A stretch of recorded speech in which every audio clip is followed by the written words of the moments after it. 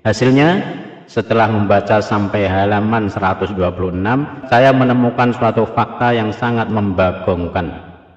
Banyak dari isi kitab pemikiran NU karya Kiai Imad ini beliau copy paste dari situs-situs Wahabi tanpa menyebutkan. Kitab ini sesuai dengan gambar yang di sini, tentu ini menggembirakan sekali, adalah kitab yang mu'alifnya adalah tokoh yang sangat terkenal 2 tahun terakhir ini, yaitu Kiai Haji Imaduddin Usman. Kitabnya berjudul Al-Fikrah An-Nahdhiyah fi Usuli wa Furu'i Ahli Sunnah wal Jamaah. Pemikiran NU, pemikiran Nahdhiyah fi usulin wa furu'i Ahli Sunnah wal Jamaah, di dalam masalah usul dan furu'nya Ahli Sunnah wal Jamaah, tentu aswajanya NU. Ta'lifu Imaduddin, karangan Kiai Imaduddin Sibti Utsman Al-Bantani, cucu Kiai Utsman Al-Bantani Al-Jawi, Jawa, Asy-Syafi'i bermadzhab Asy-Syafi'i, Al-Qadiri khadimi thalabatil ilmi, pelayan para santri fil Ma'hadil Islami, di Pondok Pesantren As-Salafi Nahdlatul Ulum.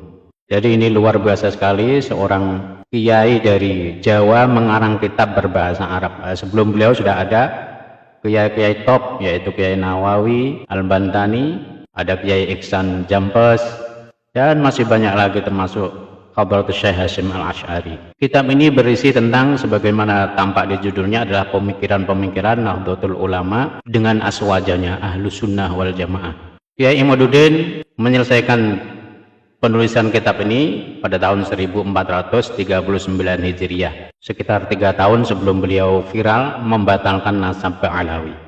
Dan sebagai tambahan informasi, kitab ini juga pernah diulas dan direspon secara positif di situs NU Online Banten. Di situ penulis, yaitu beliau Hamdan Suhaimi, wakil ketua PWGP Ansor Banten, mengomentari, sebagai orang awam tentu saya sangat memuji karya Kiai Haji Imaduddin Usman ini karena jarang dikembangkan oleh kiai pesantren. Seandainya bisa saya sejajarkan, mungkin kitab ini sejajar dengan kitab-kitab karya ulama Timur Tengah yang telah menjadi rujukan kita dalam memahami ajaran dan ilmu Islam yang sempurna dan luas. Informasi ini tentang buku ini saya dapatkan dari Kiai Muhammad Ismail Al-Khalili. Beliau adalah murid Habib Umar sekaligus cucu Syekhuna Khalil Bangkalan. Beliau menginformasikan bahwa kitab karangan Kiai Imaduddin ini bisa di-download ini ada linknya.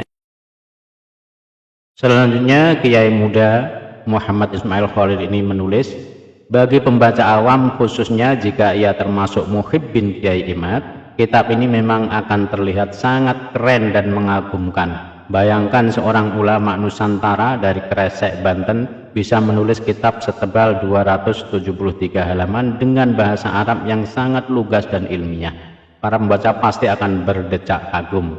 Kok ada ya kiai sealim itu? Nggak kalah sama ulama-ulama di Arab sana. Tapi sayangnya saya bukan pengagum berat Kiai Imad. Saya membaca kitab ini karena murni penasaran dan pengen tahu seperti apa sih kualitas kealiman seorang Kiai Imad yang sedang dielu-elukan para muhibbinnya itu. Hasilnya, setelah membaca sampai halaman 126, saya menemukan suatu fakta yang sangat membagongkan. Banyak dari isi kitab pemikiran NU karya Kiai Imad ini beliau copy paste dari situs-situs Wahabi tanpa menyebutkan sumbernya. Believe it or not, percaya atau tidak, berikut adalah data-data yang berhasil saya kumpulkan, kemudian kemungkinan besar akan bertambah kalau saya sudah khatam membaca kitab Kiai Imad ini. Pertama, di halaman 40 sama dengan 41, ketika membahas tentang bilangan jamaah sholat Jumat, saya sudah mulai merasa aneh ketika di situ Kiai Imad juga mencantumkan pendapat Ibnu Taimiyah, padahal katanya ini kitab pemikiran NU. Al-Mas'alatul Ula fi Adadil Jum'ah dan seterusnya.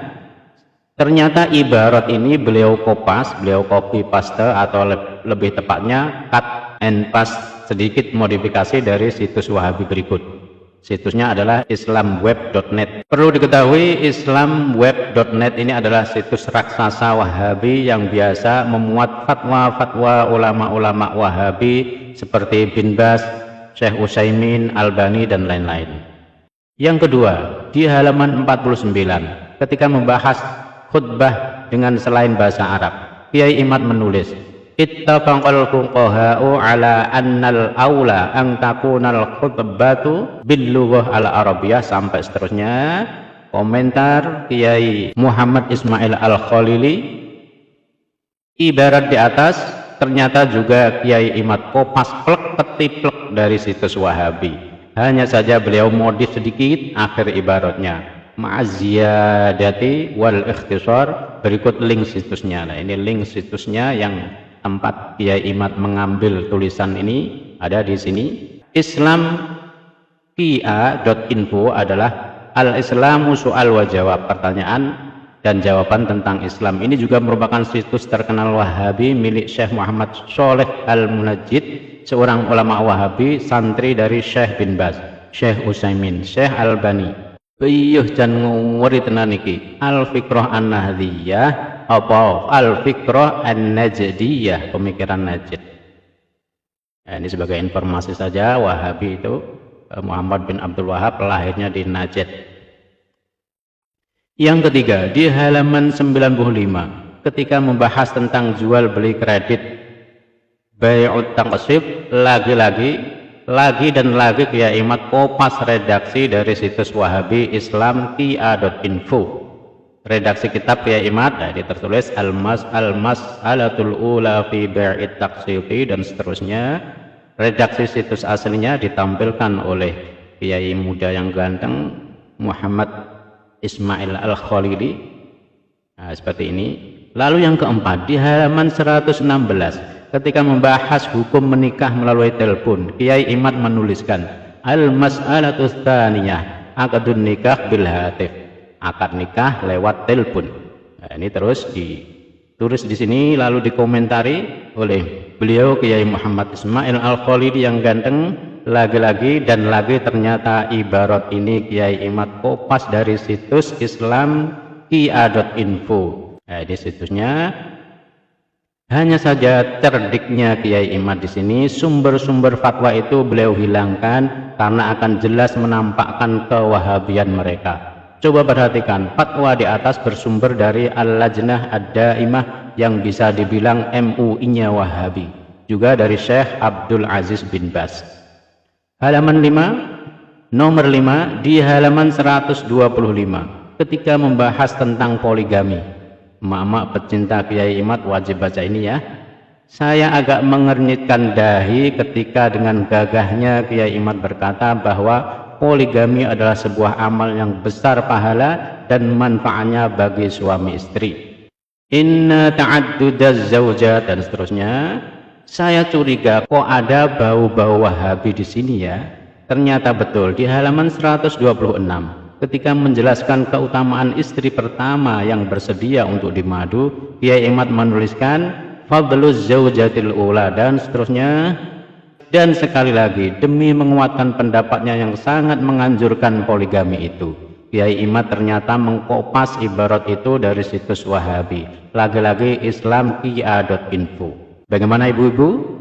Sementara ini saya hanya menemukan satu ibarat yang beliau kopas dari situs Aswaja. Sekali lagi tanpa mencantumkan sumber, yaitu di halaman 25 ketika membahas tentang lafaz Sayyidina di tasyahud. Beliau mengkopas dari situs Darul Ifta Jordania berikut ini. Ziyadatu lafzi Sayyidina fi sholati ala Nabi sallallahu alaihi wasallam. Penambahan lafaz Sayyidina di sholawat kepada Nabi sallallahu alaihi wasallam. Membaca semua data di atas saya hanya bisa geleng-geleng dan berdecak, tapi tidak kagum. Kok bisa-bisanya Kiai Imad yang merupakan anggota LBM PBNU menulis kitab yang mengatasnamakan NU tapi isinya diambil secara diam-diam dari situs-situs Wahabi. GBT gak bahaya ta? Kok iso? Saya berharap ada keseriusan dari pihak PBNU khususnya LBMNU untuk meneliti lebih dalam lagi kitab karya anggotanya ini, kalau perlu tarik ia dari pasaran. Karena ini bukan perkara receh dan remeh, ini kasus serius. Kitab ini semenjak terbit cukup laris di kalangan bakul kitab pesantren. Apalagi Kiai Imad sekarang sudah menjadi kiai viral dengan ribuan pendukung fanatik dan militan dari seluruh penjuru Indonesia. Bagaimana jadinya jika kitab yang disusupi banyak fatwa-fatwa Wahabi ini dikaji atau bahkan dijadikan kurikulum di pesantren-pesantren Muhibbin Kiai Imad yang notabene-nya adalah pesantren-pesantren NU. Apalagi sekarang Kiai Imad sudah berfatwa untuk meninggalkan kitab-kitab karya ulama Ba'alawi. Gimana jadinya kalau tanpa disadari santri-santri mereka malah nyasar sanad keilmuannya kepada ulama-ulama Wahabi seperti Syekh bin Baz, Syekh Utsaimin dan Pak Albani. Saya sendiri tidak menuduh Kiai Imad sebagai penyusup Wahabi dalam tubuh NU. Saya tetap meyakini beliau sebagai kader NU dan bagian dari kita warga Nahdliyin. Respek saya ketika beliau menyebut ulama kami Syekhuna Khalil Bangkalan dalam tesis versi kitabnya sebagai Syekhul Masyayikh Al-Arif Billah. Respek saya ketika dulu beliau menyambut dengan baik tim kami Turos Syekhuna Khalil ketika melakukan kunjungan penelitian di Banten. Hanya saja pertanyaan liar di kepala saya, apa tujuan Kiai Imad menyusupkan fatwa-fatwa ulama Wahabi itu di kitab yang beliau namakan sebagai kitab pemikiran NU? Iki maksudnya piye? Mbok yo jangan namakan Al-Fiqrah An-Nahdiyah kalau gitu, tapi Al-Fiqrah Al-Imadiyah atau Al-Fiqrah Al-Gogeliyah atau Al-Fiqrah Al-Qopasiyah. Ingin rasanya saya sampaikan kepada beliau bahwa menukil sebuah maklumat tanpa mencantumkan sumber rujukannya itu adalah sebuah pengkhianatan dan penipuan ilmiah. Imam Nawawi dalam kitab Majmu'nya bahkan mengatakan wa minan nasihati dan seterusnya, yang artinya adalah termasuk bagian dari nasihat adalah menisbatkan suatu faedah ilmu kepada pengucapnya. Barang siapa yang melakukan itu maka ilmu dan keadaannya akan barokah. Akan tetapi barang siapa yang menukil sebuah kalam dan membuat orang lain mengira itu adalah ucapannya, maka ilmunya tidak akan bermanfaat dan keadaannya tidak akan barokah. Karena itu para ahli ilmu sejak dulu selalu menisbatkan suatu faidah kepada pengucapnya. Dulu para ulama-ulama NU berjuang keras untuk menjauhkan masyarakat dari pemikiran-pemikiran Wahabi. Sekarang ada kiai yang merasa paling NU, bahkan ngarang kitab tentang pemikiran NU, anggota LBM NU pula. Tapi isi kitabnya malah menukil dari ulama-ulama Wahabi. Mari kita rapatkan barisan dan sama-sama jaga NU kita. Seperti apa yang pernah didakwakan oleh Syekhina Maimun Zubair. Masya ya opo NU kuwi tinggalane para wali, ya wajib dijogo. Bagaimanapun juga NU adalah peninggalan para wali, ya wajib dijaga. Sekali lagi untuk seterusnya dan untuk sekian kalinya kita memang tidak harus berpikiran sama, tapi mari kita sama-sama berpikir. Kiai Ismail Amin Khalil Bangkalan 31 Juli 2024. Demikian hasil bacaan saya dari beliau, Kiai muda yang ganteng Muhammad Ismail Amin Khalil. Semoga bermanfaat. Barakallahu fi kitabatihi, amin ya rabbal alamin. Semoga tulisan beliau bermanfaat, semoga video ini bermanfaat dan dijauhkan dari fitnah, amin ya rabbal alamin. Wassalamualaikum warahmatullahi wabarakatuh.